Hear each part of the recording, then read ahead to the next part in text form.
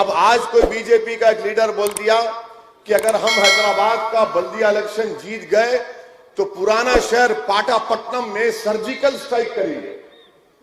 हम old city में पाटापट्टनम में जो भी तेलुगु में बोलते हैं सर्जिकल स्ट्राइक करेंगे और वहां से पाकिस्तानियों और रोहिंग्यों को निकालेंगे। मैं बीजेपी वालों को बोल रहा हूं, पाशा ये आप किस पे सर्जिकल स्ट्राइक करेंगे? ये तो भारत के लोग हैं ना। मैं बीजेपी से कह रहा हूं कि जो भी आज स्टेटमेंट दिया, मैं प्राइम मिनिस्टर से बोल रहा हूं, ये बात सच है कि चीन की फौज लद्दाख में डिप्सांग प्लेन एक इलाका है, वहां पर चीन की पीएलए, वो आर्मी का नाम है, 970 स्क्वायर किलोमीटर पर चीन बैठा हुआ है। मिस्टर मोदी वहां सर्जिकल स्ट्राइक नहीं करेंगे, मुंह से चीन का नाम नहीं लेंगे, वहां से निकालने की बात नहीं करेंगे, और इनके बाकड़े पहलवान जिनके चड्डों में से मोंढे पलट गए हमारे को बोल रहे सर्जिकल स्ट्राइक है। आप बताइए कि क्या बात है? चीन कब्जा करके बैठा डेप्सांग वैली में 970 स्क्वायर किलोमीटर।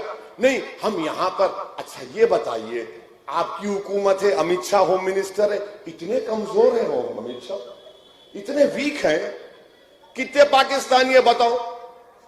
कल 24 घंटे तक तुम्हारे को टाइम दे रहा हूं, बताओ कितने पाकिस्तानी हैं? निकालो, बताओ, लिस्ट बताओ हमको। याद रखो, हैदराबाद की सरजमीन पर जो कोई बसता है, चाहे वो मुसलमान हो, हिंदू हो, दलित हो, आदिवासी हो, सिख हो, ईसाई हो, वो भारत का बाइज्जत शहरी है। यहां पर कोई पाकिस्तानी नहीं रह सकता, ना हम रहने देते उनको। मगर बल्दिया का इलेक्शन है, दिखाने को कुछ भी नहीं है, कुछ नहीं दिखा सकते। अब क्या समझ रहे? ओ डरा के करूंगा। पाशा डराएंगे ना तो हम भी डरा सकते हो। गए दुनिया, जमाना चला गया लुंगी उठा के दिखाने का जमाना। हाँ, वो अब बात नहीं करना। हम अकेले पूरे भारत में फिरते, हर जगह जाकर गरीब और मजलूम आवाम जिनको बेआवाज कर दिया गया, उनके दिलों में छुपे हुए गम को, मसाइल को, उनकी तकलीफ को बयान करते। मगर बीजेपी के पास कुछ भी नहीं है, सर्जिकल स्ट्राइक करते करते है। अरे वहां चीन पे कर बाबा, इसको भी लिख जाओ, इसको भी ले जाके दिखाओ आपको।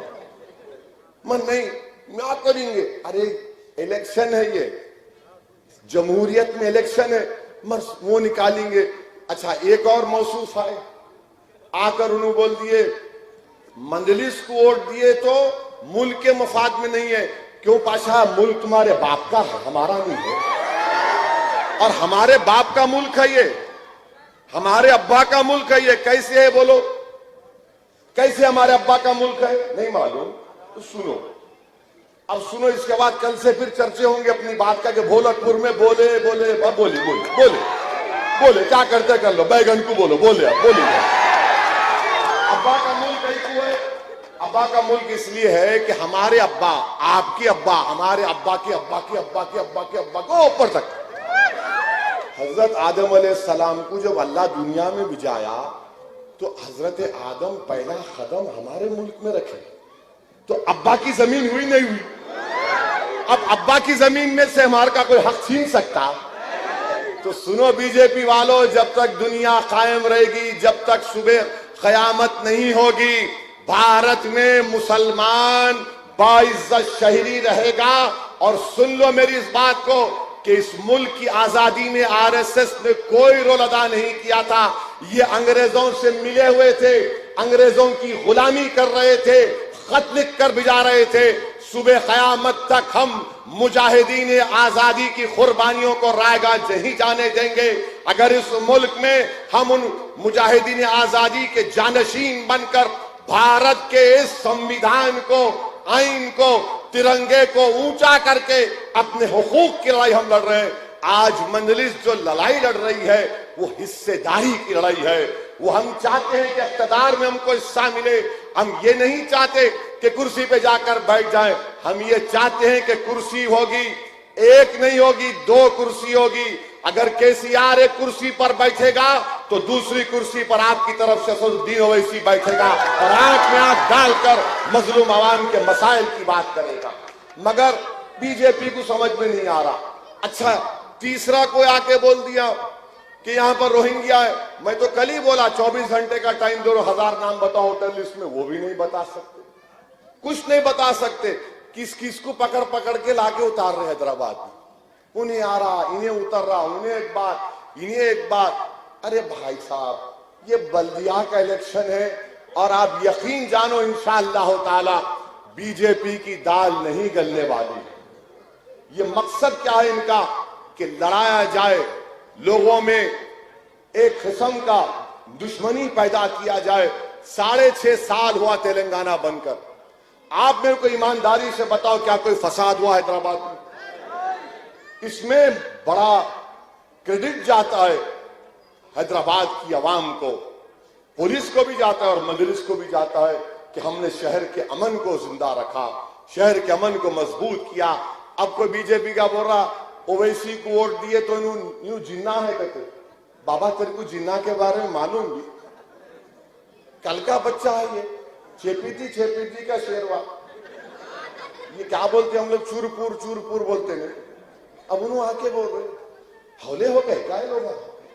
जिन्ना, अरे जिन्ना कहाँ है रे बाबा? अगर हम जिन्ना को मानते तो यहां कहां रहते थे? हम तो जिन्ना के पैगाम को ठुकरा दिए।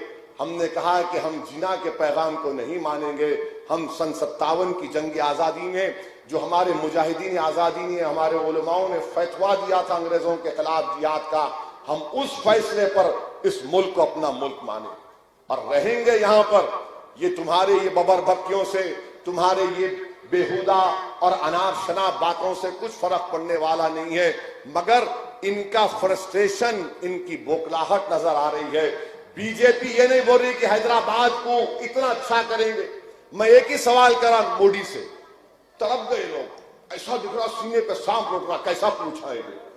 क्या पूछा मैं कि भाई 2019 से अब तक आप हैदराबाद को कितना पैसा दिए बताओ? हैदराबाद में सैलाब आया, 100 साल के बाद बारिश हुई, कितना पैसा दिए? उसकी बात ही नहीं करेंगे। जहां पैसों की बात आ रहे, मोदी बोलते नेशनलिज्म की बात करो, 56 इंच की बात करो। मैं बीजेपी को चैलेंज कर रहा हूं, 29 तारीख को इंतखाबी मुहिम खत्म हो जा रही। मैं चैलेंज कर रहा हूं बीजेपी आरएसएस वालों को कि आप अपने बयानात में क्या 29 तारीख तक टेररिज्म नहीं बोल सकते? क्या आप पाकिस्तान नहीं बोलेंगे? क्या आप रोहिंग्या नहीं बोल सकते? क्या आप अपनी जबान पर ये 4-5 चीजें नहीं लाकर हैदराबाद की बात करो? ट्रैफिक का मसला है, रोड वाइडनिंग का मसला है, बच्चों के स्कूल का मसला है, लॉकडाउन जो मोदी ने लगाया, आपको मालूम, मैं शुरू से कह रहा था लॉकडाउन गलत है, इसका कानून में कोई जवाब नहीं है।